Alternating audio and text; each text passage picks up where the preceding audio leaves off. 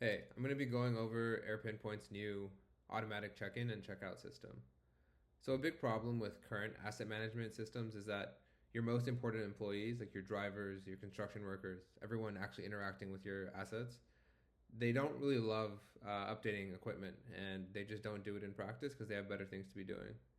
And this data is really valuable until if 10% of your employees don't do it, most of the data is just not even useful anymore. So what we made is basically an automatic way to do this. So I think it's easier if I just show you. So pretty much we have two tags. We're going to be playing with this one tag right now called Black Twist. Um, cool. So we'll start by adding a geofence for our home base. So scroll in, set our home base.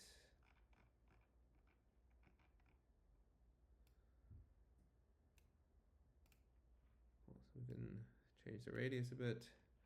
I don't really need to set an email or even assign it to a tag actually yet, but just for this demo, we'll do it.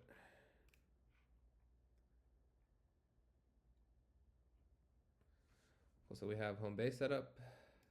Like you can see, this tag is clearly in that radius.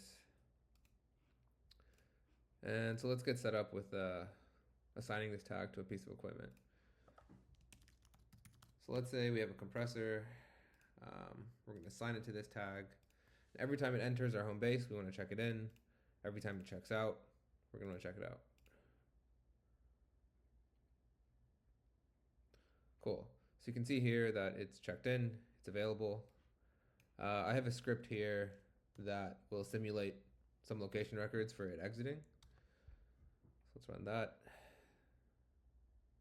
Cool, so we inserted that data. Let's see where the tag is now.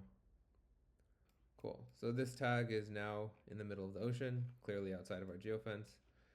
Now if we go back to our equipment page and refresh, we should see this be checked out.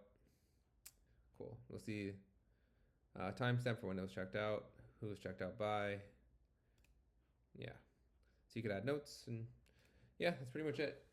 Now we can actually move it back in just so you see the other direction. So this will simulate it entering back in.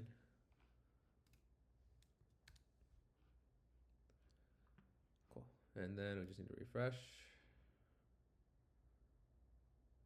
And yeah, now it's available again. So yeah, that's pretty much it. Now where this gets really cool is that for our business users and our enterprise users, you can actually expose this in our API via webhooks. So pretty much when something leaves or something enters, we'll call your endpoint.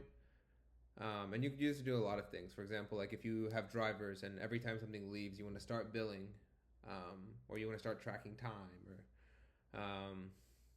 or like add it to your ERP or Slack message this person. Like, yeah, it's a great way to build event-driven architecture, and yeah, and we also have a Zapier integration that this works with, so you don't even need to code to be able to use it.